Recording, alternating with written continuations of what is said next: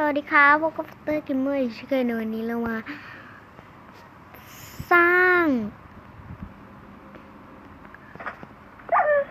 มาสร้างสร้างบ้านของตนเองคือบ้านของเราที่วอเตอร์พาร์คหรือสวนน้ำนั่นเองเราจะวางนี้แล้วก็ไปกันเลยแล่นไปต้นกันเลยบ๊ายบายไปเร็วมากใช่ไหมจักรเลยนี่คือมืดแล้วสถานที่นี้มืดมากมีไม้อะไรนี้ตับตามีเยอะเลยจะมีพวกแบบนี้แล่นไปแล้วก็แล่นไปก่อนอีกสักแป๊บนี่จะมีน้องหมาตามอยู่นี่ปะเนี่ยข้างหน้าก็มีคิปโป้ใหญ่เลยทางบ้านของตนเองคือบ้านตัวเรานั่นเองนู่นจะถึงวอเตอร์พาร์คแล้วเราจะกะระยะทางของวอเตอร์พาร์คเพราะว่าอีกเมืองหนึ่งก็คือเมืองดินแดนเมืองทะเลทราย3นั่นเองเพราะว่าจะแยกเป็น1 2 3นะแล้วก็แยกทางกันถึงแล้วเราต้องกะระยะทางก็คือ1ก็คือจะเป็นตลาดอันนั้นคือบ้านของวิลเลจเจอร์แล้วบ้านของเราจะอยู่ตรงนี้แล้วบ้านหลังที่3จะอยู่อีกฝั่งหนึ่งที่ช่วงนั้นไม่มีทางรถไฟอะไรเลยโอเคอุ้ยหมามาถึงได้ไงอ่ะเอ้ยเธอยังรักฉันไหมเราไม่ได้มาตั้งนานขอเล่นมันหน่อย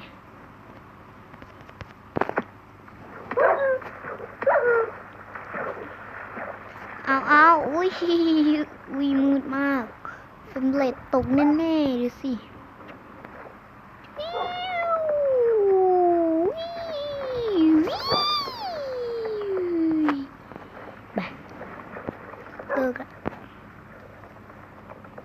จะกระยะทางบ้านเราอยู่ตรงนี้นี่เริ่มกันเลย3 4 5เดี๋ยวมันตกออกไป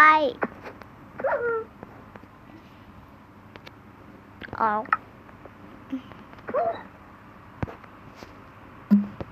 ฉันจะทำบ้านแบบรูปทรงบ้านข้างหน้าจะไม่มีนะจ๊ะจะไม่มีกระจกแต่บ้านข้างหลังนี่จะมีกระจกนะจ๊ะ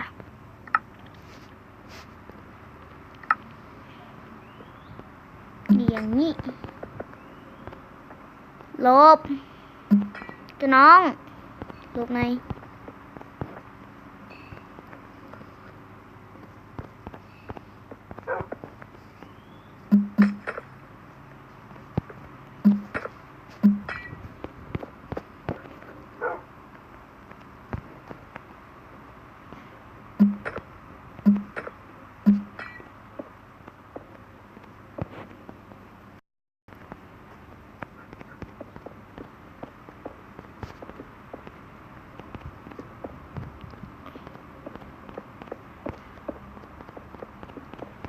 จะสร้างบ้านหลังเล็กแล้วกันเนาะก็คือแบบไม่ได้ใหญ่มากใหญ่ไม่คือจัมโบ้เลยนะก็จะเป็นไลฟ์สดแล้วสร้างแบบนี้ก็เกินพอแล้วพาร์ทต่อไปเราจะมาสร้างห้องต่างๆจากห้องต่างๆอย่างเช่นห้องครัวห้องนอนห้องน้ำแล้วก็ห้องเก็บของอย่างนี้นั่นเองก็ระยะทางบ้านอะไรไม่รู้บ้านมันไม่ค่อยใหญ่เลยก็ระยะทางนิดหน่อยให้มันใหญ่ขึ้น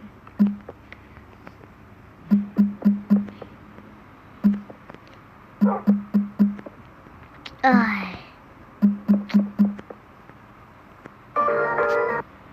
ะไรเนี่ยหลบไปดิเดี๋ยวก็ตกหรอก จะกัดระยะทางออกแบบนี้มาเกะกะเนี่ย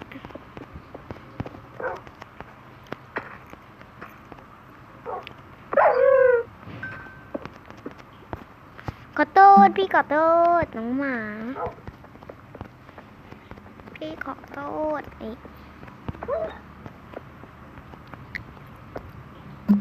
ห้องจะไม่มีประตูนิดหน่อยก็คือจะมาสร้างกันเลย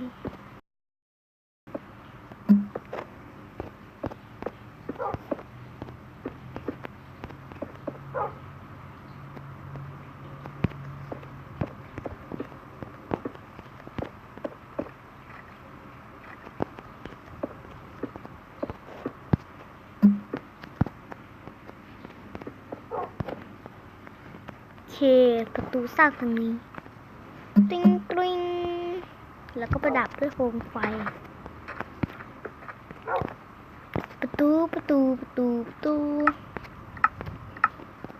เจอแล้วประตูออกโอเค